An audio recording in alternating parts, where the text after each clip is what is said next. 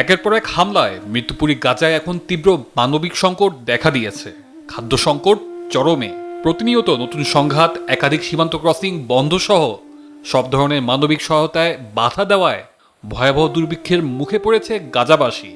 Israel গত 2 March থেকে গাজায় সাহায্য প্রবেশ বন্ধের পর থেকে পরিস্থিতি আরও ভয়াবহ। ফলে ক্ষুধা ও অপুষ্টি ভয়াবহভাবে বেড়েছে। গাজায় খাদ্যের দাম আকাশচুম্বী। গত 2 মাস সীমান্ত বন্ধ।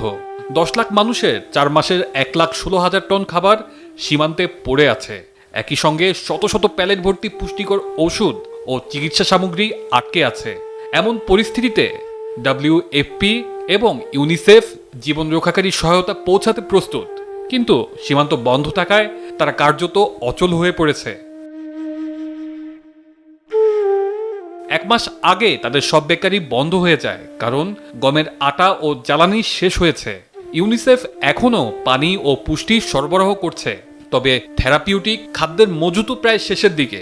এই অবস্থায় ইউনিসেফ ও WFP আবারও আন্তর্জাতিক সম্প্রদায়কে বেসামরিক নাগরিকদের চাহিদাকে অগ্রাধিকার এবং অবিলম্বে গাজায় মানবিক সাহায্যের প্রবেশের অনুমতি দেওয়ার আহ্বান জানায়। আন্তর্জাতিক গণমাধ্যম আল জাজিরা জানায়, জাতিসংঘের শিশু তহবিল ইউনিসেফের 12 মে প্রকাশিত integrated food security phase classification প্রতিবেদনে বলা হয়, গাজার অন্তত 4,70,000 মানুষ এখন চরম খাদ্য সংকটে। গাজার পুরো জনগোষ্ঠী মারাত্মক খাদ্য নিরাপত্তাহীনতায় রয়েছে। আইপিসির প্রতিবেদন অনুযায়ী 71,000 শিশু এবং 17,000-এরও বেশি মা বর্তমানে তীব্র অপুষ্টির শিকার। জরুরি ভিত্তিতে তাদের চিকিৎসা দরকার।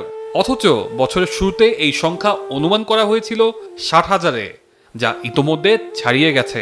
জাতিসংঘের বিশ্ব খাদ্য কর্মসূচি বা WFP এর নির্বাহী পরিচালক সিন্ডি ম্যাককেইনের মতে, গাজার পরিবারগুলো না খেয়ে আছে, অথচ তাদের প্রয়োজনীয় খাবার সীমান্তে পড়ে আছে।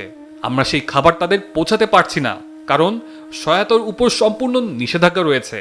দুর্ভিক্ষ নিশ্চিত হওয়ার পর যদি আমরা অপেক্ষা করি, তবে তা বহু মানুষের জন্য অনেক দেরি হয়ে যাবে।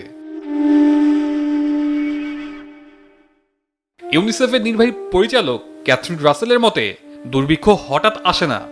এটি তখনই দেখা দেয় যখন মানুষের খাদ্যে প্রবেশাধিকার থাকে না, স্বাস্থ্য ব্যবস্থা ভেঙে পড়ে এবং শিশুর মৌলিক চাহিদা থেকেও বঞ্চিত হয়। এই অবস্থায় আবারও সব পক্ষকে এই বিপর্যয় ঠেকাতে দ্রুত পদক্ষেপ নেওয়ার আহ্বান জানান ক্যাথরিন রাসেল। তানজিলুর রহমান তুষার, বৈশাখী সংবাদ।